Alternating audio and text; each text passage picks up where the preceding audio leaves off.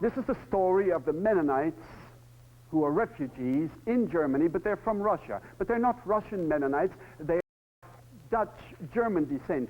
We put the blackboard up here. You can imagine this, for the most part, it's a map. You all have a good imagination. This is always north and east and west and south, of course, the other way around. This is west and that's east. And Holland is off the map, shall we say, here. That's where we came from. All of the Mennonites we're going to talk about tonight, the Jansens, Friesens, Clausens, Dicks, or Dykes, and all those, come from here. And in the time of Menno in the 16th century already, they migrated into Prussia, what today is Poland. And from Prussia, they went south and further east into Russia, into the Ukraine. There they were when World War II broke out and when the German army overran the Ukraine. And in that word, you remember the Blitzkrieg, the lightning war, they went so fast, they went all the way to Stalingrad. And there, the terrible battle all winter, and bit by bit, they turned it around and drove the Germans back out of Russia again. The tide turned. And as they overran the Ukraine, all these Mennonites, and at that time we were over 120,000 of us in Russia.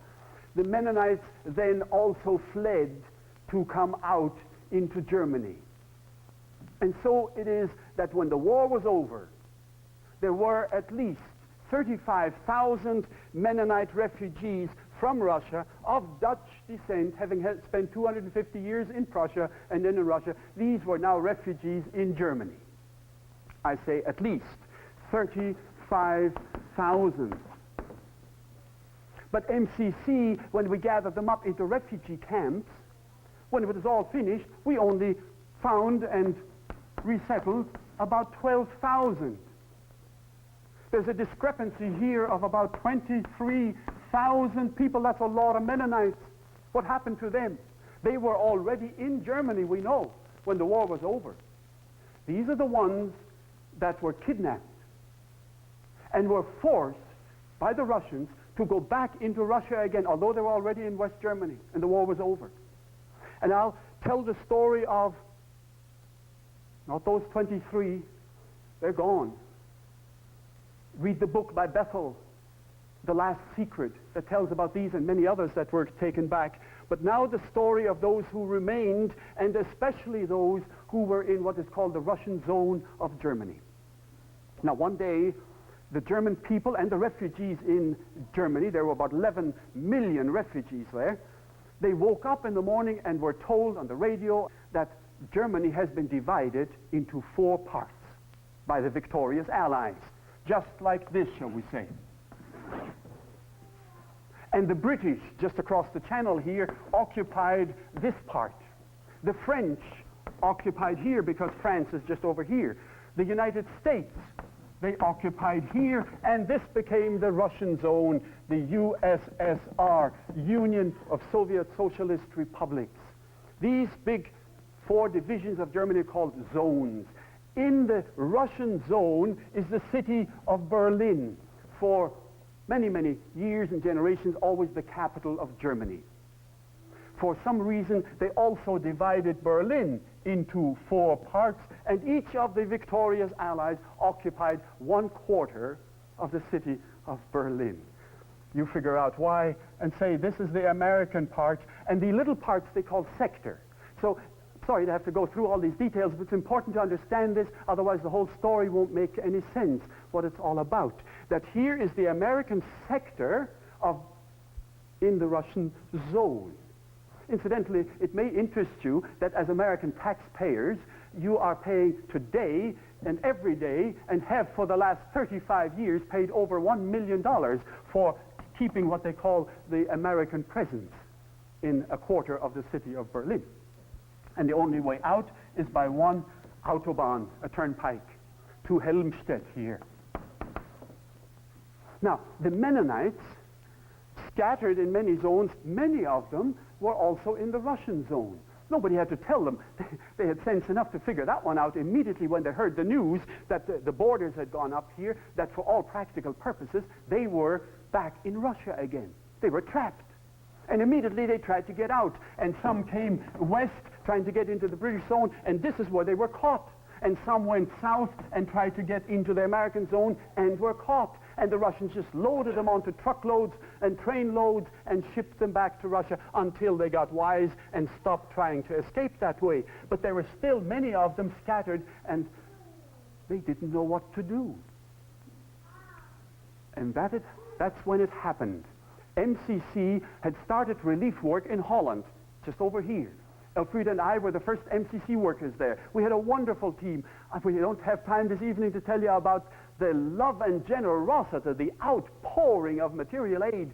Every 10th Dutchman got something from MCC at that time. The clothing and the shoes and the food that you people gave. Such a joy to distribute to the Dutch people. But there we were, busy with the MCC program in Holland, when the telephone rang on my desk, and a gentleman who said he was with the military and he was calling from Berlin, and he wondered, was there an American Mennonite organization that would be interested in looking at some people in Berlin that claimed to be Mennonites, and they were from Russia. Well, that made sense to me, yes, my own background. And I said, yes. Well, he says, why don't you come in and take a look at them? And so for the first time we went to Berlin. The office were closed, so I went there in the evening, having gotten permission to drive through, and found these people in a bombed out big house, like you'll see in a moment on the screen, all shattered. What had happened is that Stinson, Lieutenant Colonel Stinson, had driven through the streets of Berlin one day with his aides and so on, and someone had said, look, sir, it looks as though there's some life down there. And he'd stopped the jeep, said, investigate, and the man came back with big eyes and said, there are people down there, a lot of people. He said, impossible. Down in that rubble hole? And he went down and looked himself, and there when his eyes had adjusted to the almost darkness, he could make out there were more than 100 people there. And of course they were frightened. And pretty soon he discovered that they were all from Russia. And then he discovered that they didn't want to go back, because he said, oh, well, if you're from Russia, the war's over. We can take you back now. In fact, we can just walk you across several blocks and hand you over to the Russians. And they said, we don't want to. I said, of course you have to. Everybody goes back where they come from. He couldn't understand, why don't people want to go back to their homes? And they said, no, we don't want to. And then in the confusion and in the fear, someone must have said something about maybe the Mennonites from America will help us. And he said, who? Who said Mennonite? I did. What do you know about Mennonites? We're all Mennonites. Are you Mennonites? And as Stinson told me later on, he didn't believe a word of it, because he knew Mennonites in Pennsylvania, you know, and they look a little different. At least 35 years ago they still did. Wayne, they didn't have neckties on in those days, and so on. So there they were, and he said, then he telephoned and went to a great deal of trouble to find out, where can we find an American organization that takes care of Mennonites? And he got in touch through the Quakers with MCC, and that's how the telephone rang on my desk in Amsterdam. And he said, come on over and take a look at these people. And so some days later, maybe a week later, there I was, found the place myself, Victoria Luiseplatz, and went down in there, and there they were, hiding, full of fear, no idea who I was. And when I saw that fear, and immediately the men got up and sort of almost like forming a little wall to protect women and children behind them, and the fear in their eyes, I realized this is no moment for long introductions and for any unnecessary words. So I just reverted quickly to the Plattdeutsch. If there are people, and as I looked at them, I thought they surely must be, and I said, Guten Abend, Peter Dyck, told them who I was, good evening, Mennonite Central Committee, in a few quick sentences told them, and their mouths dropped open, and they could hardly believe it, and they were stunned, and they were overjoyed, and they stepped forward, and yet they didn't dare, and I said a little more, and they came forward, they wanted to touch, they wanted to, in those days we didn't hug as quickly as they do nowadays, you know, but we wanted to get close to each other, and it was almost as though water was dammed up and the dam had broken and it all came spilling out, and they all came forward and they all gathered around, and there was so much sharing and so much listening and talking and telling and catching up. Where are you from? What happened? And all their stories of the flight from Russia and the collapse in Germany, and here we are in fear, and that man that was here, I think he was an American, and he wanted to give us back to the Russians, and we didn't want to go, and you're a Mennonite. Say it again, they want to know. Say it again. What did you say, Mennonite Central Committee? Yes, and they're organized. We've got a Central Committee. I represent it.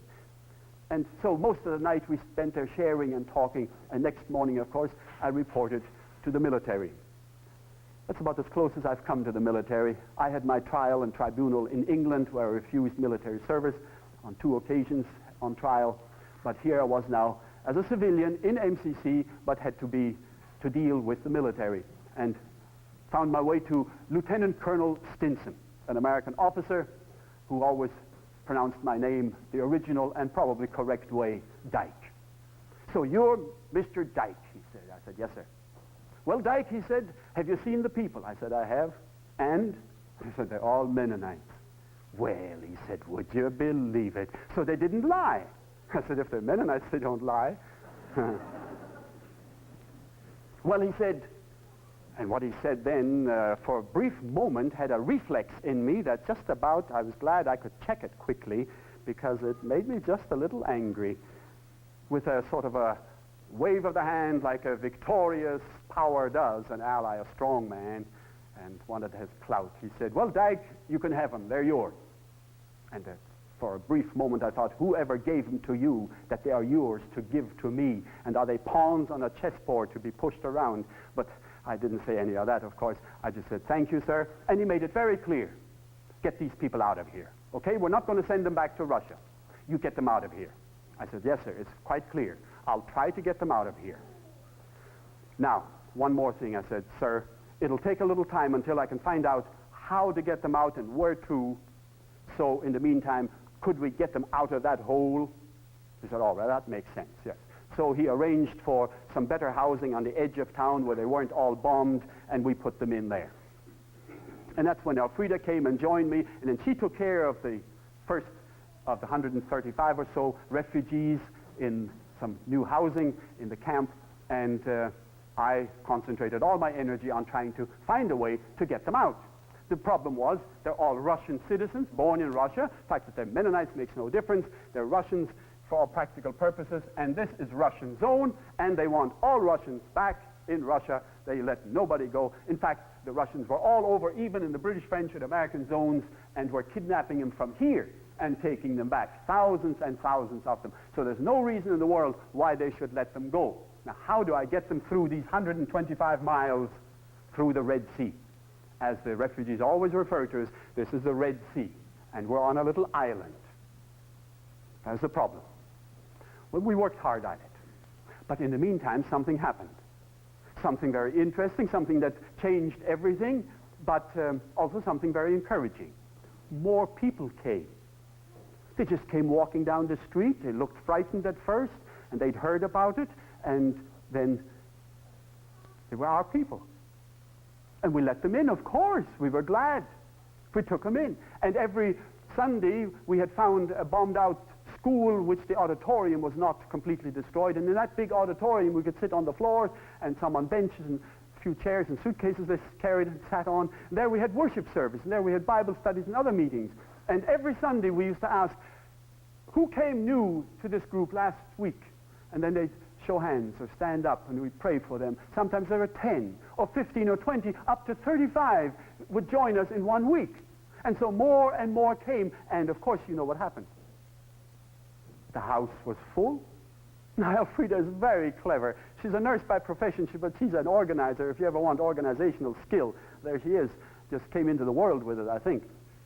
But she was able to stack them up 3 deep in triple deckers and close together, and we strung wires across the rooms this way and that way, and then we hung blankets over the wires and made little blanket cubicles, and always 9 people to a little cubicle. And so in a room, in a house where there maybe would be 25 people living in these big German houses, 3-4-story houses, we put in 150 people. But ultimately that was full. And so, of course, I had to go back to Lieutenant Colonel Stinson, and then I'd say, sir, I have a problem. Yes? What is your problem? Well, I said, sir, we need a house. A house? What for? Well, a few more came. Where'd you come from? Well, the same that the others. They from Russia, and they were out here hiding, and they came to Berlin. Well, would you believe it? I said, yeah, that's how it is. All right, so he got us another house. Then about 2 or 3 weeks later, I was back to him, and I said I had a problem. And he said, a house? I said, yes, sir, another house. Well, when this was going on about the 6th time, the 7th time, the 8th time, I could just see Stinson's reaction. He said so. He said, you're supposed to get these people out, and in the meantime, you're getting more and more all the time. It's creating a problem for us. I said, I'm sorry, sir, but we can't get them out, and what do you do with those that come? And so one time, when I came in, and I must have had that funny look on my face, which he already knew, that means a house. And I stood there sort of rubbing my hands, and I said, sir, and he says, no, you don't get another house. Promise me now to take no more. Now, what would you do?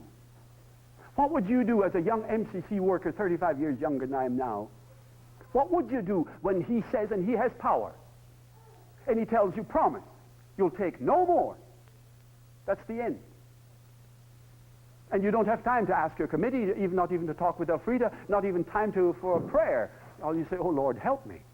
What do you say then? When you know very well this is what you have to do.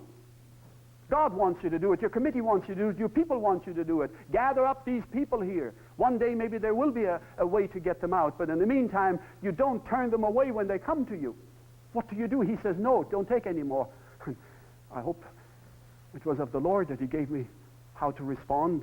The Bible says in that moment it will be given to you what to say. And I simply said to him, respectfully, I said, sir, do you remember, it's not very many months ago, the people were all yours. They were in your hand. You didn't even know about a Mennonite Central Committee. You'd never met Peter Dyck or Elfrieda Dyck. And they told you that they were Mennonites and they didn't want to go back to Russia. And because you think well of Mennonites that you know in the States, and you didn't have it in your heart to turn these people over to the Russians. And now you want me to do with my own people what you couldn't even do, and what were they to you? He looked at me and said, all right, Dyck, okay, you win. Listen, but don't take too many. And I said to him, sir, I'll make you a promise. Yes, I like that, a promise. Make a promise. I said, I'll promise I'll take no more than what comes. And so we agreed. And when it was finished, we had 12 houses full, and we had over 1,200, over 1,000 refugees there. And it was a problem. It was a real problem. And so one day, there had to be something major to take place. We were getting on to the 8th month already, and there was no way we could get them out. I couldn't figure out a way. Everything failed. And so we met here in Frankfurt, in the American zone. Frankfurt, where later on, MCC stationed Elfrieda and me there for 10 years. In that time, it was the headquarters of the American military, and there we had a top-level meeting. C.F. Clausen, the MCC director, Elfrieda's older brother, and I, and we met with top-level American military. A long and intensive meeting, and the upshot of it was a clear agreement between MCC and the American military. The agreement was as follows. We would have the responsibility of finding a country for these people and providing transportation. The American military would see that we got out of Berlin through the Russian zone. Now, it was time that we did that because we had the problem of feeding the people. How do you feed these people? You see, they could not buy one piece of bread, nothing, not a carrot, from the German market. They were all, Berlin was a closed city. They were there illegally. The Americans said, we'll tolerate you in here, you get them off this little island, but we will do nothing for your people, except give protection. But how you feed them, that's your problem. And so the way we figured that out, from Holland, where MCC supplies were being distributed, that's a long story, but how Dutch ambulances came every week, 3 of them, came all the way to Berlin to pick up Dutch people whom Hitler had taken there as forced labor. And one day I found out about that. And I said, what do you have in your ambulance when you come to pick up your Dutch people? They said, nothing. We come empty, of course. And that's all I needed to know. And so made an agreement with the Dutch Red Cross that they would load some of the supplies that you had sent, intended for Holland, but the Dutch closed an eye and said, okay, divert a little bit, load it onto the ambulances, and take it in. And always the ambulances got through. You wouldn't have thought that they're loaded with food. And as soon as they got there to Berlin, we unloaded, just took necessities, flour, beans, and a few other staples, and that's all we had. And 1,000 people and more ate of that. But it got so that when the ambulances came on Thursday, we prayed that they would come on Thursday, because had they not come Thursday, Friday we couldn't have had a meal anymore. We were always scraping the bottom of the barrel. So for many reasons, we had to have this high-level meeting, and there the Americans agreed, we will transport you out through the Russian zone, provided MCC finds a country and finds a way of transportation beyond Europe. And they made it clear also, they may not stay in Europe. They've got to disappear far away. Because if you just bring them, or if the Americans would bring them here to West Germany, then the Russians would apply pressure, diplomatic pressure, and they just have to hand them back. So make them disappear, they said. Okay? And so then the problem began of finding a country. Oh, did we look for a country? Canada was always number one. Always. We didn't need to discuss that. It was number one in MCC's mind, in the executive committee of MCC, the refugees, they had relatives there, the climate, everything. Let's go to Canada. Canada said, no. We can't just take people like that. All of them, immigration policies. We tried the United States. The United States said, no. We tried Mexico. Mexico didn't work out. We tried so many places until finally a small little country in South America, landlocked, poor Paraguay, said, we'll take them. Now, I must hasten to add, Paraguay is no more humane or Christian than Canada, the States, or so. They took it for a very selfish reason. Mennonites had gone to Paraguay before, and Paraguay had good experience with Mennonite pioneers. In fact, the Mennonites had gone into the Chaco of Paraguay, the hinterland, which they themselves called the Green Hell, and they'd opened it up, where the man can live, not live there. Open it up. Paraguay said, Mennonites are good pioneers. Where the rest of the people won't go, let them come. And they sent a telegram and said, up to 3,000 we'll take without looking at them, provided they're Mennonites. Okay? Country. Then we began looking for a ship. We have to transport them to South America. And you know, the same story, no ships. Everywhere we went, no ships. All the shipping agencies shrugged their shoulders and said, no way. In one place, I remember, I think they must have almost laughed a little bit when they said, gentlemen, that's to C.F. Clausen and myself, don't you know that there's been a war on? Where have you been? Half the ships on the bottom of the ocean, sunk by torpedoes. There are no ships, and you want to charter a whole ship. It can't be done. The Queen of Holland herself heard about this and intervened and quoted an ancient proverb and said, are these not the same people that are feeding us here in Holland now and helping us so much? And I said, yes, that's the Mennonite people from North America. And then she said, should not the one hand wash the other? They're helping us. Could we not let them have a ship? And from the Holland-America line, they pulled out of their fleet that was still floating the Volendam. And so there we were. We had a ship, the Volendam, from the Holland-America line for $350,000 charter. And we had a country, Paraguay, that would take them. And we had the permission to take them through Argentina. Everything was ready. And so then we began to work seriously, except in Berlin we were only 1,200 refugees. The Volendam could take many more. And so we inquired down here in Munich, in München. There were many more refugees, Mennonites there. And they said, we'll gladly go to Paraguay. And so we got another 1,000 or so from here, and arranged by special train, these people would then go to Bremerhaven in North Germany. Here is Bremerhaven. That's the only time in our life when Elfrieda and I have worked on a schedule and arrangement that's called D-Day and H-Hour, meaning classified top secret. And D-Day came, and the train left Munich, and it was maybe halfway. And we were waiting for each hour. And then the signal would go, and then we would get into action, and we would join them here, and we'd all go to Paraguay. And the telephone rang in our camp in Berlin. And of course, it was Lieutenant Colonel Simpson. By that time, I should say, he was our friend. 9 months later, Lieutenant Colonel Simpson said, "Dyck, the deal is off." Must be a joke. Surely he's joking. And he was not joking. And he repeated, "The deal is off." I said, "It can't be. You know what's involved. You know how we've worked for this. You know the agreements made with the military in Frankfurt. You know that we've got a ship. It's already in Bremerhaven, the Volendam. We're paying $350,000 at that time, an enormous amount of money. And all these people here. You're kidding. Come to my office," he said. "I'll explain it to you." I went to his office.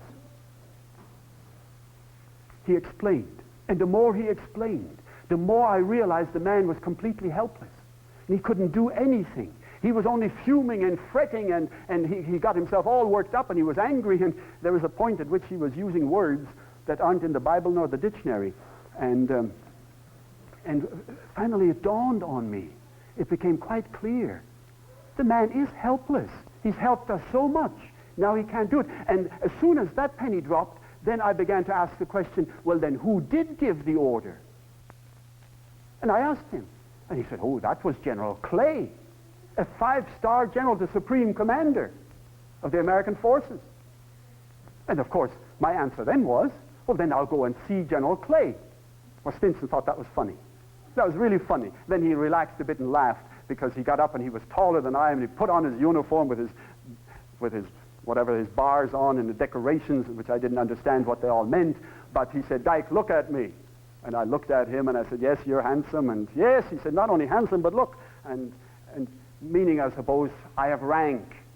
And then he said, "And I have never even been anywhere close to General Clay. And you in civvies, you're just going to go up and knock on his door and say, 'Hey, General Clay, I'd like to talk to you.'"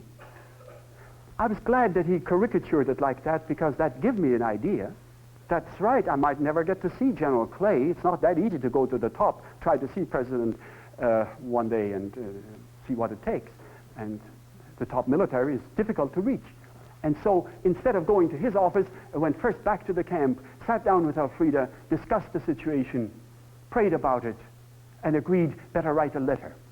And a quick letter, 1 page, keep it short, and in this letter said something to the effect, there had been moments in the history of our Mennonite people when the future of the group depended on one person. And I was thinking of such historic events as like when Catherine II of Russia invited the Mennonites to come to Russia, and she said, "Come," and all of us Mennonites, later on it turned out to be over 100,000, were in Russia because of one person. And so we ended the letter by saying, "And here are now about 1,200 people, and we look to you, General Clay, to be that person that this day will tip the scales and say yes, in their favor. Help them to come out, get out of here, according to the original agreement." With that letter in my pocket, I went to General Clay, had to wait some time, but finally was admitted. He had then by then read the letter. Some hours later I saw him and wanted to go through the whole thing very carefully once more. And I saw the man, he was thoughtful, he was serious. I had the feeling he wanted to help. He said, "Say it once more, what do you want me to do? What do you want us to do?" I said, "The agreement. The Frankfurt Agreement. A freight train. We load our people on a freight train, and you pull us through the Russian zone and take us to Bremerhaven, where the ship is already waiting, where the train with the others is going. Please. That's what we ask for, sir." "Yes," he said. "I could do that." "You really want that?" "Yes, sir." I recall how he said very slowly, carefully, be sure I understood, about the situation, the Russians, and them wanting to take people back to Russia. And if he gave an order for this train to go through, it would go through. And there might be an incident. And he stopped there and wanted to check whether I knew what an incident is. I said, I didn't know. He took no chances of a misunderstanding. He explained an incident is when the Russian and the American forces clash. He would give orders for the train to go through, and the Russians would say it does not go through, and they stop and they start shooting. That's an incident. And then he explained that he would take care of the soldiers. And then explained again that that's what soldiering is. There are risks involved.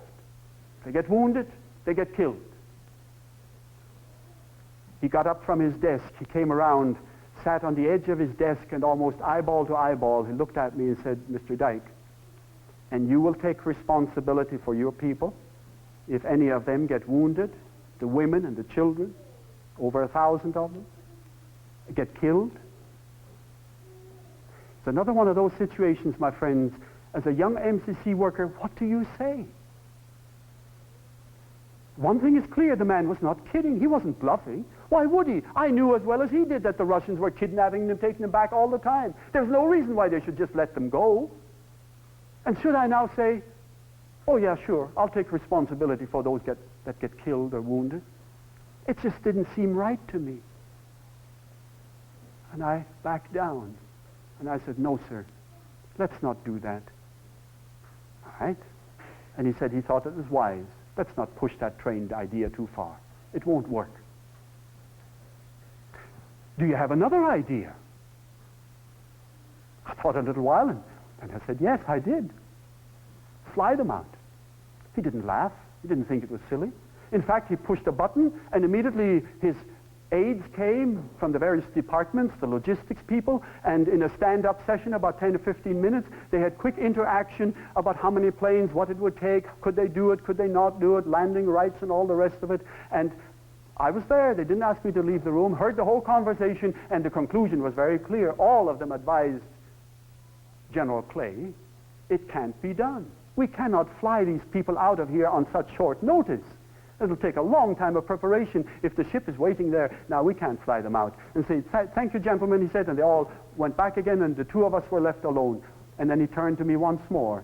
He said, you heard the answer. I said, yes, sir. Do you have anything else to suggest?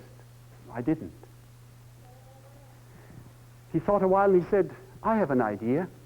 Mr. Dyck, now, you and I, and we're struggling here with an enormously big problem that could become an international scandal if something went wrong.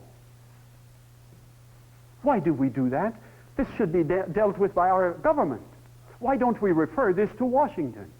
And they'll have an emergency session. I'll recommend that. Would you like that? I said, I did. I like that very much. Do that as a last resort.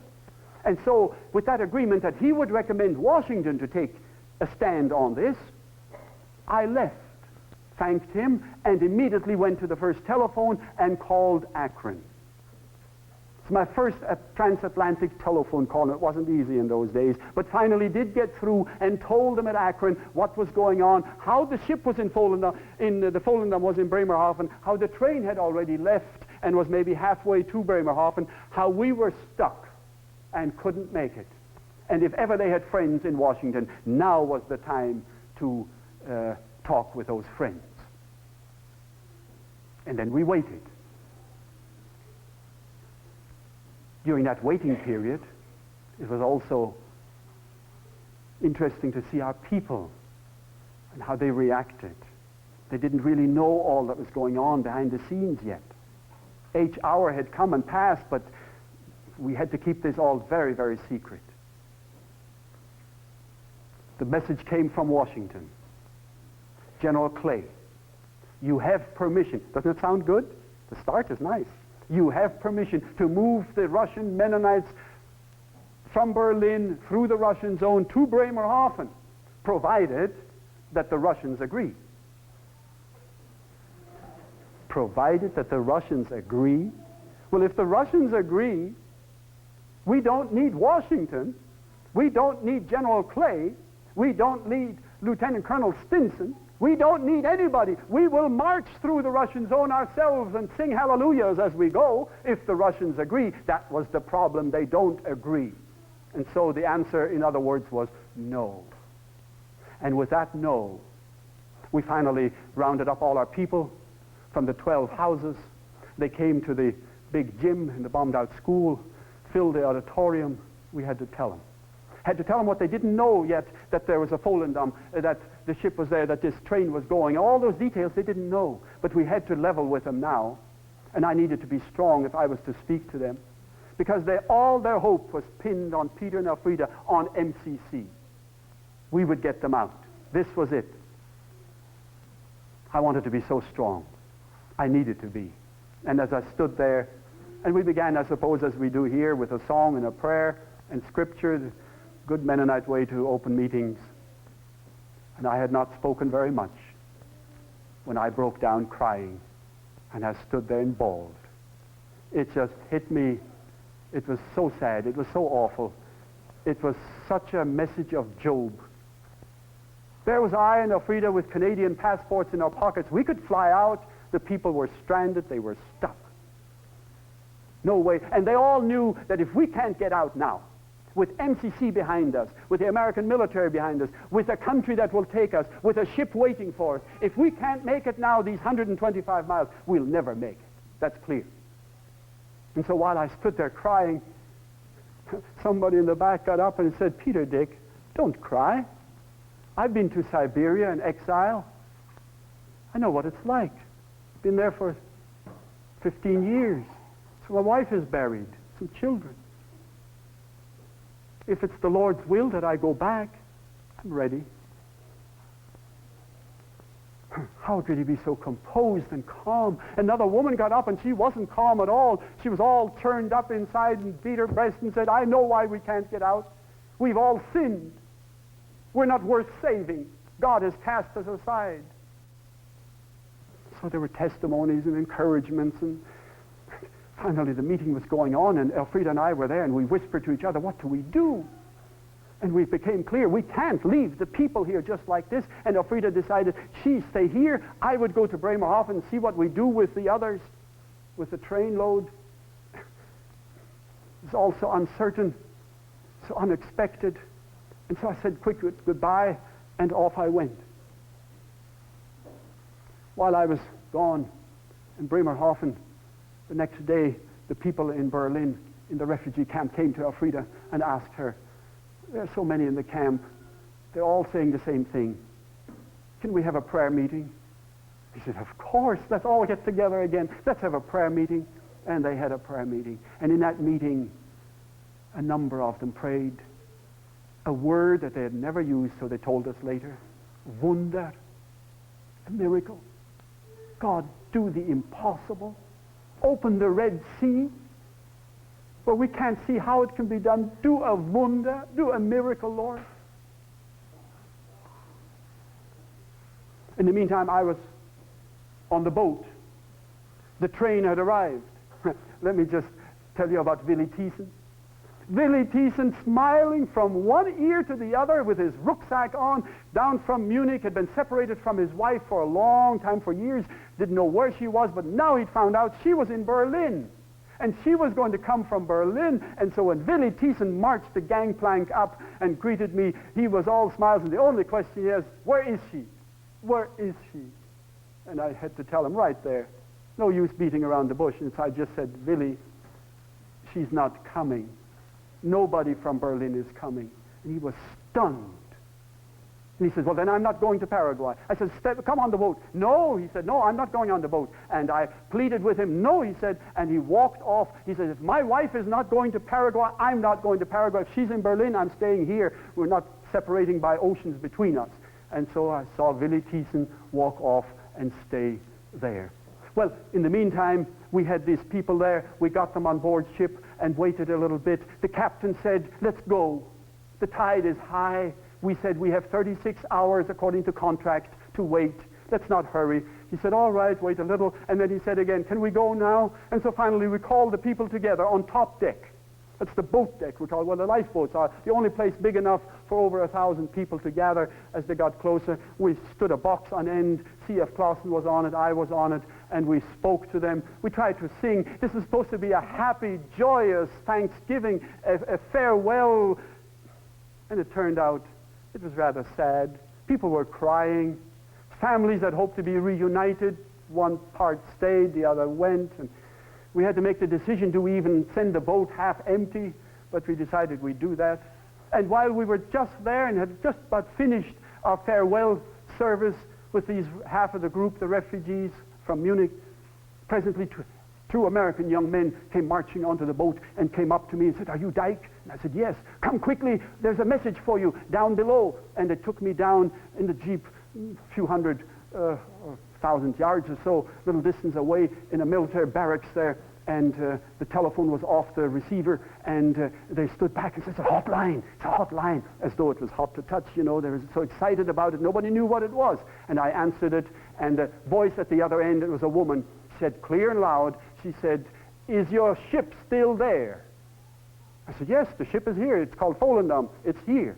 In fact, I said, I can see it when I look down the window. It's right here. If the Mennonite Central Committee wants to keep it and hold it for a while, your group from Berlin is cleared. They can now go. What? Would you say that again, please? And she repeated clear and steady, "Your group from Berlin may now go." And I asked, "Who am I speaking with?" "Goodbye," and hung up. So I never even found out who was saying this. Was it from Stinson's office? Was it from General Clay's office? But it was clear. The group from Berlin is cleared. I didn't know how. Impossible. How can they be cleared?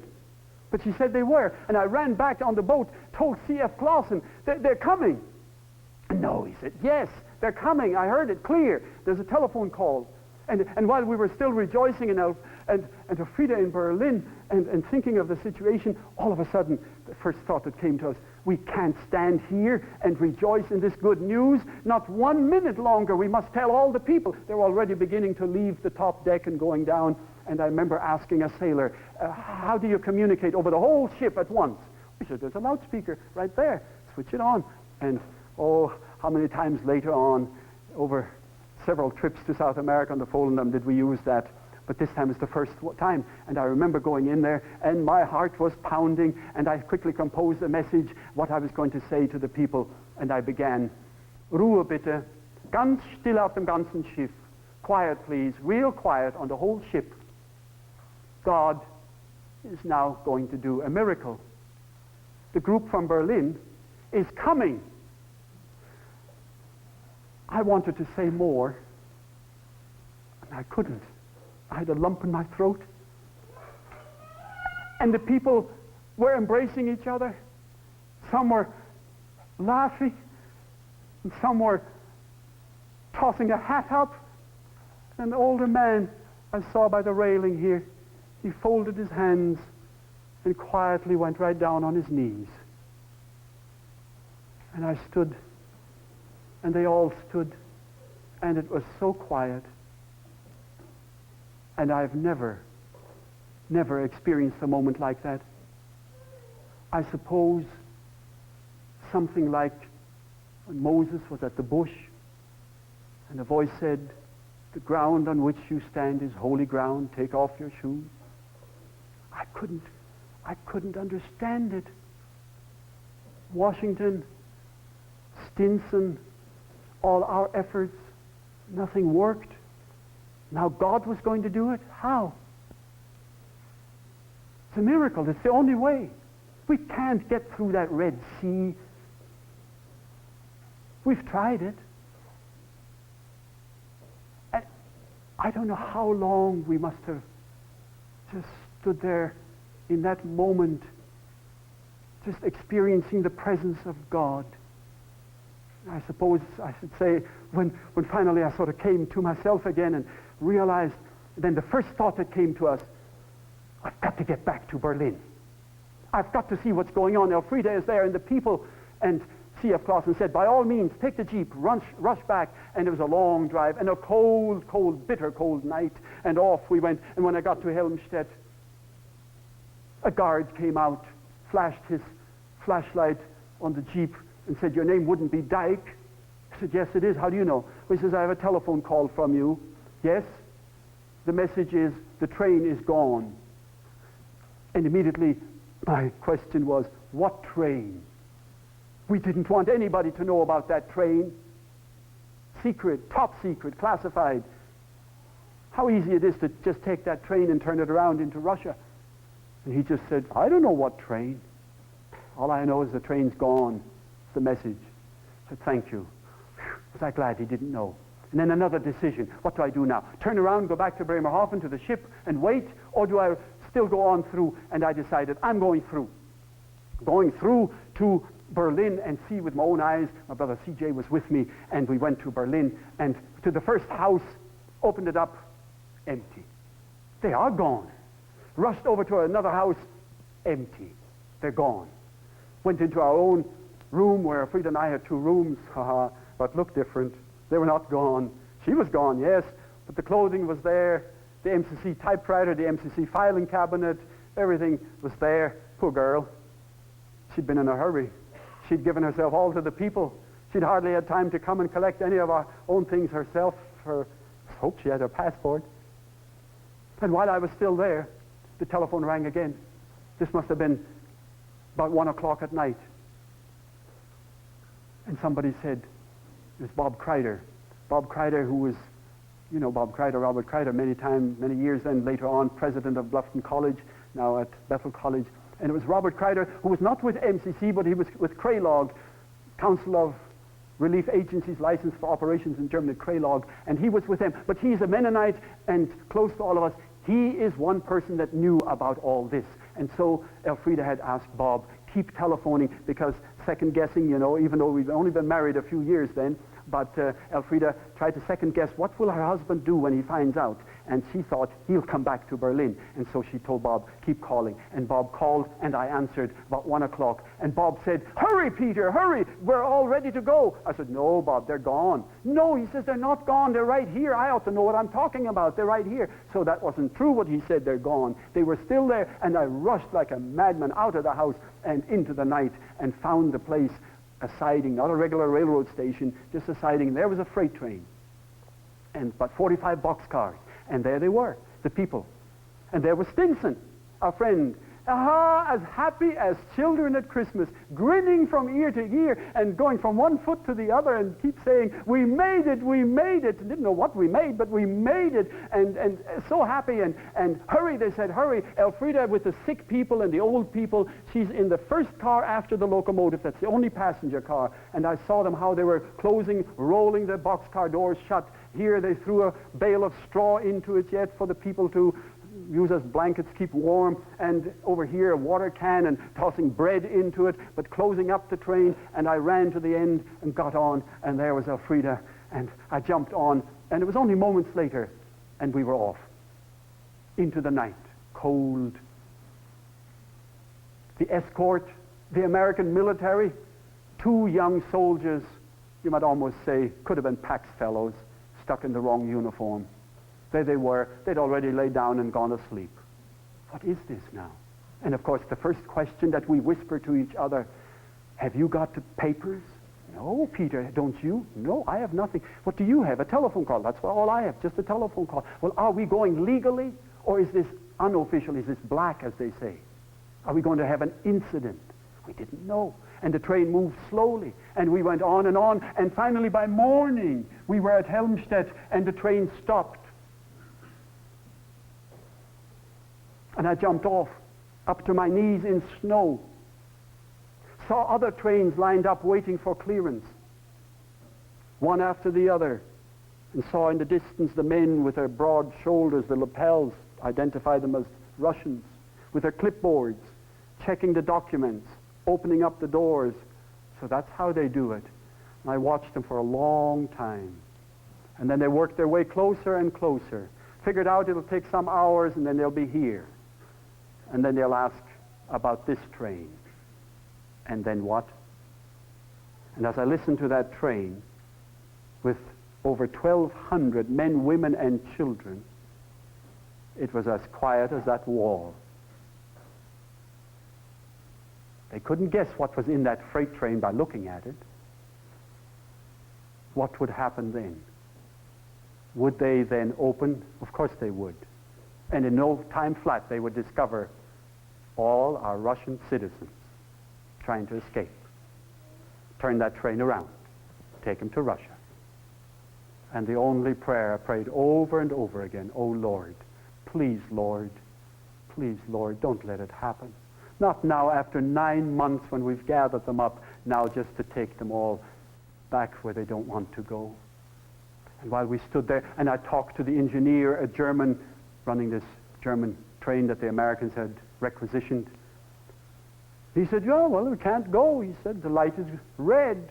And he gave me an elementary lesson on the red light and the green light, you know. You can't go when it's red. And I said, yeah, I know that. I drive a car. But yeah, well, he said, in railroading, we have a double security. See that bar, that board is up. That board has to come down, and the light has to turn green, and then we can go, and not before then.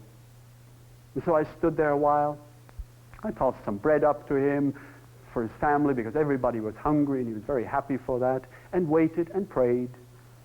I don't know how long, when all of a sudden I thought I heard a click.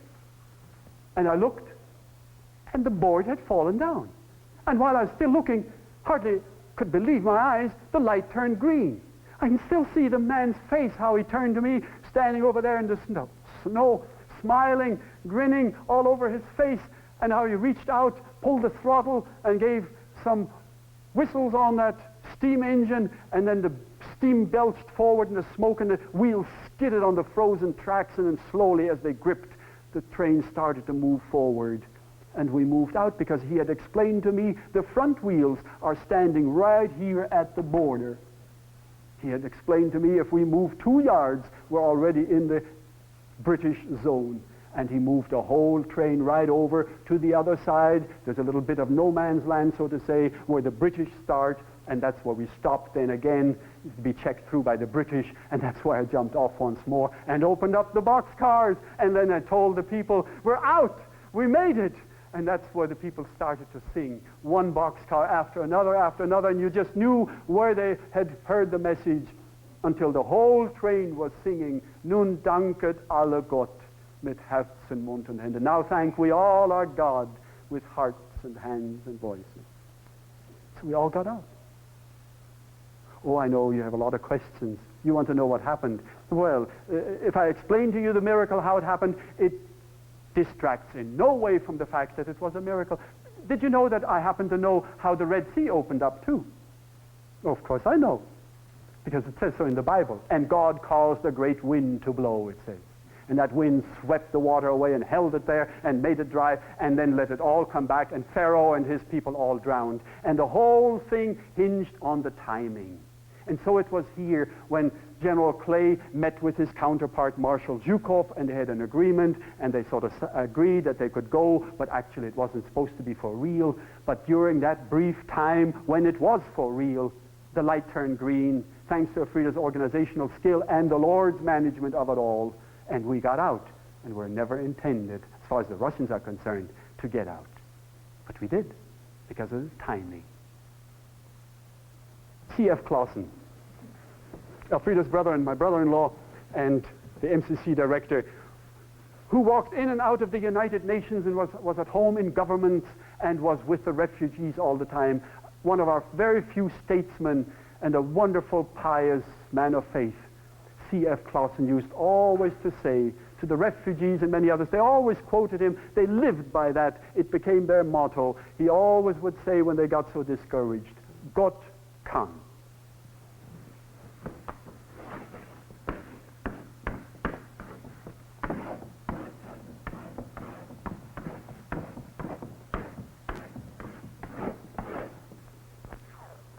I don't need to translate. God can. Indeed, to God's glory, Elfrieda and I are here tonight to say that. God can. I have no problems in your Sunday school class going back and rehearsing the story of Moses in the Red Sea. Tell them that. But I also wonder why give our children the impression that when God could do things like that, you always have to reach back 3,000 years. Hasn't he done anything since then in our own history? I was there. Elfrieda was there when he did it. He brought over 1,000 of our people through the Red Sea, the Russian zone.